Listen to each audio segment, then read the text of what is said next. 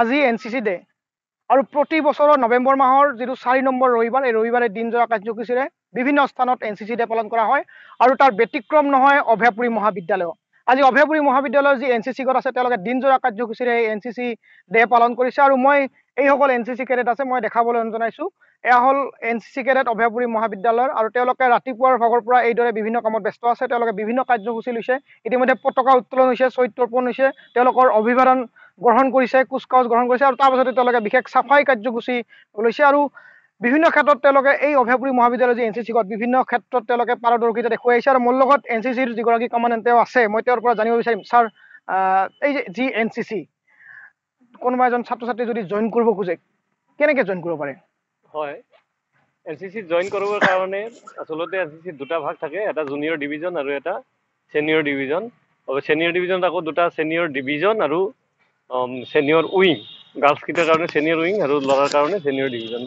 তো যিখিনি ল'ৰা 16 বছৰ ক্ৰছ কৰা যিকোনো ল'ৰা ছোৱালীয়ে এনচিচিত অংশ ল'ব পাৰে, কিন্তু তেওঁ যিখন মহাবিদ্যালয়ৰ পৰা ল'ব সেইখন মহাবিদ্যালয়ৰ ছাত্ৰ হ'ব লাগিব, 1 নম্বৰ।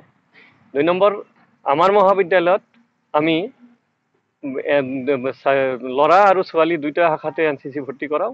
যদিও আমাৰ আগত ছোৱালী নাছিলে, পিছত আমি যেতিয়া 33% ছোৱালীক দিব লাগে, 33% ছোৱালী আমাৰ 80টাৰ ভিতৰত 33% ছোৱালী আমি দিছোঁ। গতিকে 2 বছৰৰ পৰা ছোৱালী আমাৰ এনচিচিত সোমাইছে আৰু এতিয়া ল'ৰা আৰু ছোৱালী মিলি আমাৰ টোটেল সংখ্যা হ'ল 80 আৰু ইয়াৰে 58টা আছে ল'ৰা আৰু বাকী 22টা আছে ছোৱালী। এই এনচিচি ছাৰ আপোনালোকৰ যি লক্ষ্য, এই লক্ষ্য কি?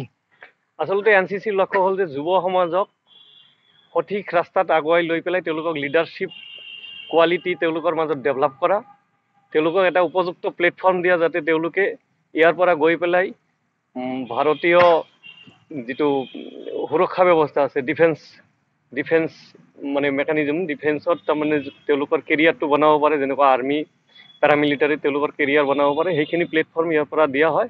তাৰ লগতে ছ'চিয়েল উত্তৰণৰ কাৰণে যুৱ সমাজক মানে যুৱ সমাজৰ দ্বাৰা যি কৰা হ'ব তাৰ কাৰণে উপযুক্ত ট্ৰেইনিং এনচিচিত দিয়া হয়। এনচিচি 3 বছৰীয়া এটা পাঠ্যক্ৰম।